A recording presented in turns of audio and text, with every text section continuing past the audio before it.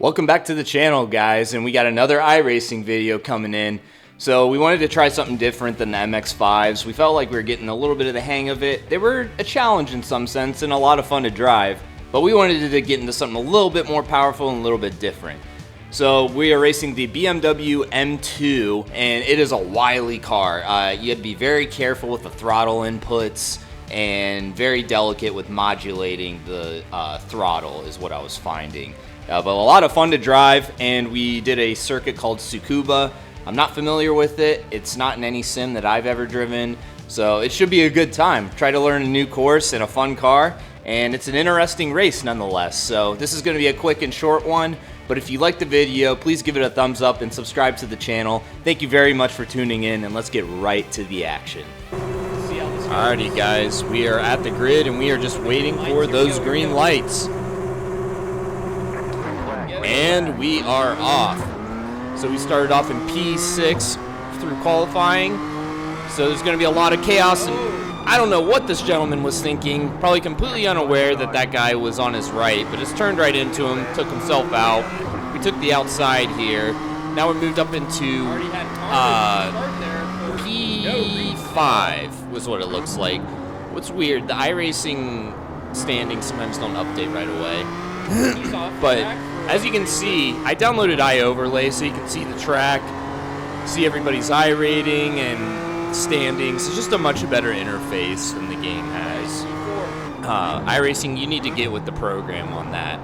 You guys need to have your own track layout display, a proper looking display, looking at relative times, and just the standings.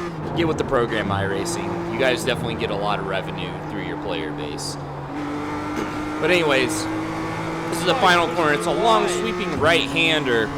Really, really tricky. And as you can see, Angela and Joa were getting into a little bit of a dirty conflict there, bumping each other. So we were hoping that at some point during this race, these two would upset each other battling, and one of them would make a mistake or take each other out ultimately.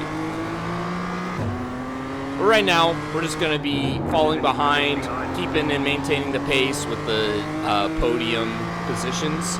This car drives like a boat. And then this corner, it has two hairpins, and they have a decent amount of banking, so I was finding you could really utilize that to give the car grip and push the car, and you get on the throttle a lot earlier than what you would if it had no camber. And these corners here, this was a really tricky one to nail. I was braking roughly where the hay bales started on the left, but I didn't think like whamming on the brakes was really doing me a lot of favors.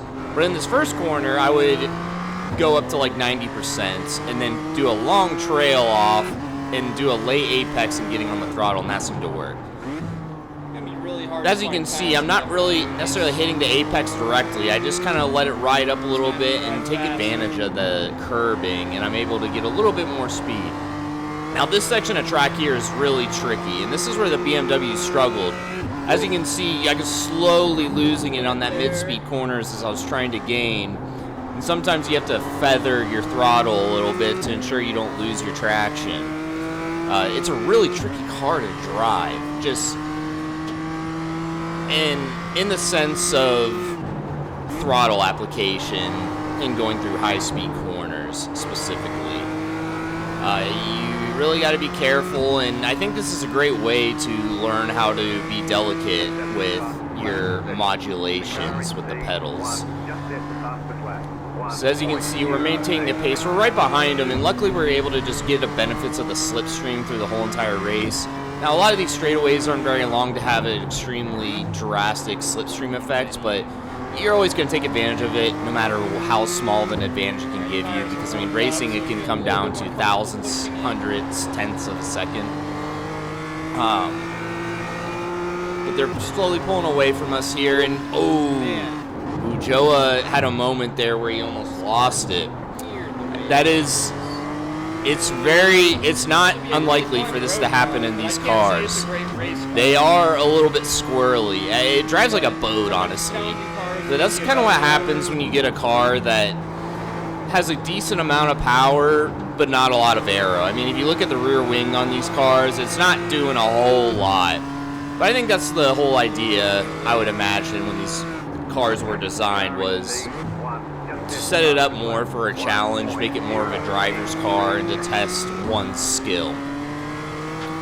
In some ways, when you get up into the faster vehicles, like especially the GT3s, I think, they're the most approachable because they have loads of aerodynamic grip, and depending on the car, some cars are maybe not as good as others, but in general, you're going to have great grip levels and a good sense of confidence to push the car. And Joe looks like he's trying to take the inside there on Angela, but didn't quite get side by side enough, so Angela's going to cut him off there. Luckily, we're not having to battle anyone, and you can see the top four. We're pulling away from the rest of the pack slowly but surely when you're looking at the track map. Don't really have to worry about them. But I noticed the fastest people on this track, they were posting like a minute flat in some other races that I had done, which was really impressive. And when I first started the track, I was struggling to get in the 102s, but after doing like practice for about 20 minutes, I was able to find my pace and get a little bit of a rhythm of the track. But I could still need to find out just smaller details of how they're able to get, under a minute and 1 second. As you can see, our lap time is pretty good. I mean, a minute 1.1, and it's not too far away from getting under the minute barrier, but it's still, like I said, it's a challenge. This track was I wasn't expecting it to be as difficult as I anticipated, but I've never driven this course, so, we're always down to learn something different. That's the one thing I'm loving about iRacing. I'm getting exposed, especially with the free content specifically, to courses that I am not familiar with at all. So that's always good. I always appreciate that because in a lot of simulators, it seems like you get a lot of the same tracks, and sure, it's great for repetition and familiarity, but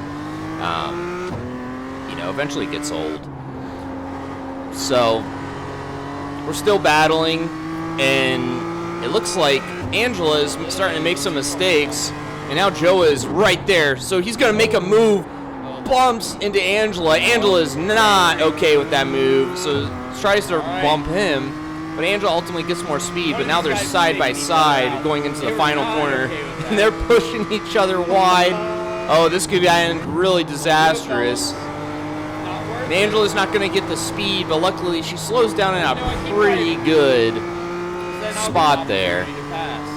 So she maintains P2. Oh, but Joe is going to make another aggressive move on the inside. Angela does not like that, and she spins them out, and they both spin each other out. I'm trying to avoid it, and I really had to slow down. I did not want to get the damage, but because of that, now we are in P2. Let's go.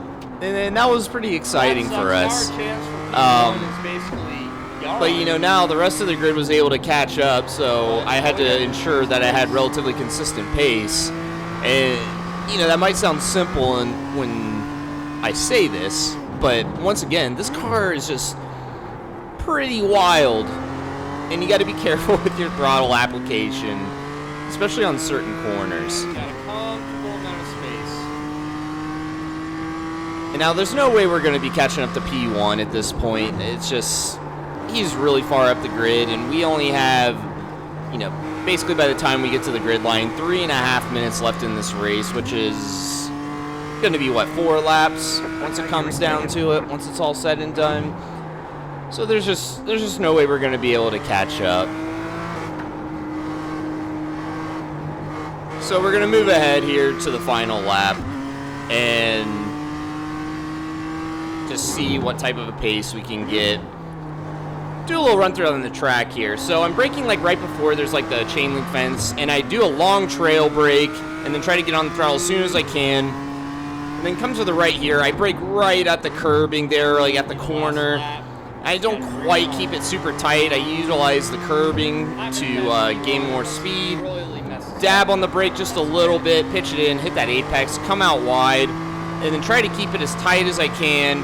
But this is, as oddly in this car, a really tricky corner. So, and then I brake right about that corner there. And again, I have curbing here, so I'm not going to quite come all the way to the right on that curbing. You know, I'm going to let the camber, you know, abuse it so I can get the speed out of that corner. And I'm going to do a little bit of a brake just right about at the hay bales once they start. Let it come out a little bit wide, and then pitch it back in and back on the throttle. And that's a pretty good exit. It's relatively ideal. As you can see, we got P2, which is a pretty good finish. All right. And we should see some pretty good I rating and safety rating boosts after that. So after that race, we got a 50 basis point jump in safety rating and 71 I rating change. So pretty solid. We're making our way to 2,000, so maybe we'll get that here shortly. So there you have it, folks, the BMW M2. It is a lot of fun to drive. A challenge. Really got to be careful with the throttle applications. But I highly recommend giving it a try if you haven't in iRacing. If you pay for your membership, it comes with it. And I think it taught me a lot about driving, without a doubt. Just, like I said, throttle control, without a doubt. And even just steering angle inputs with a car that tends to be more on the oversteer side. But we had a fun time with it. So I hope you enjoyed this video, and if you did, please give it a thumbs up and subscribe to the channel for future content, as there will be a lot more to come. Thank you very much for tuning in, and I hope you all have a great rest of your day. Take care, and see you next time.